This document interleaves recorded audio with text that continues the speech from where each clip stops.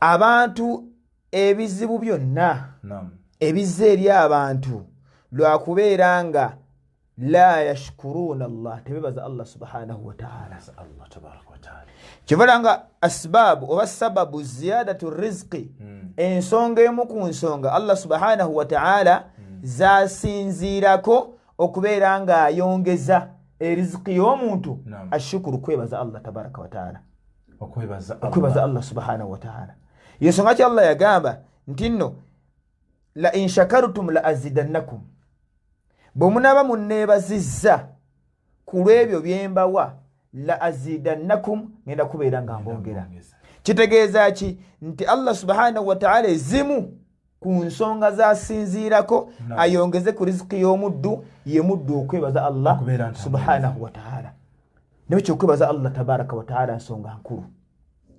Era ffenna abaagala okwongezebwa ku bye tulina tusooke twebaze bye tulina. Allah alyoka atwongere.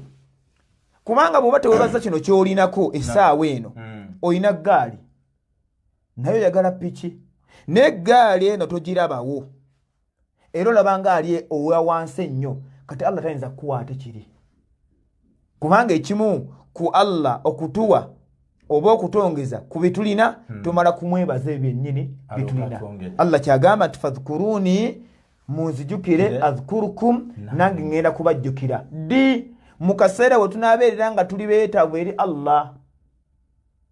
Kyova olabanga Allah subhanahu wa ta'ala yagamba nabbi Yunusu ng'amaze okugwa mu kyennyanja kimaze omumira yagamba lawula annahu kaana min almusabbihin. Singa Yunusu ono ebbanga liri ery'emabega tazze nga ali mu bantu abantendereza la labitha yali badde mu lubuto lw'ekyennyanja kino ila yawmi yub'athun paka Allah luyalitaddewo qiyama.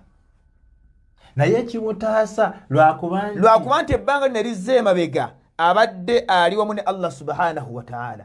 Kati watuuse mu kizibu ne Allah abaddewo. Kivuga nga Allah atugamba nti fadhkuruni munzijukire adhkurukum nja kubajjukira mu kaseera nange mugenda okunneetaagira. Kubanga abaddu ba Allah bonna buli otubeera mu bizibu tujjukira nnyo Allah.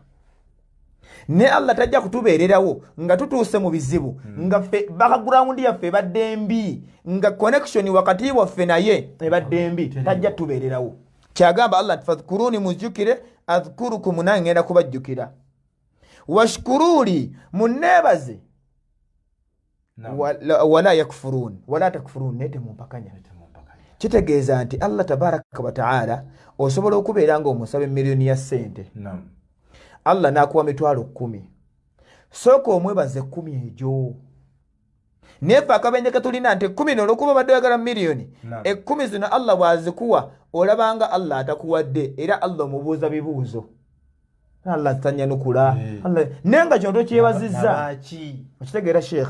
So ensonga Allah tabaraka wa ta'ala bw'atugamba okubeera nga tumwebaza.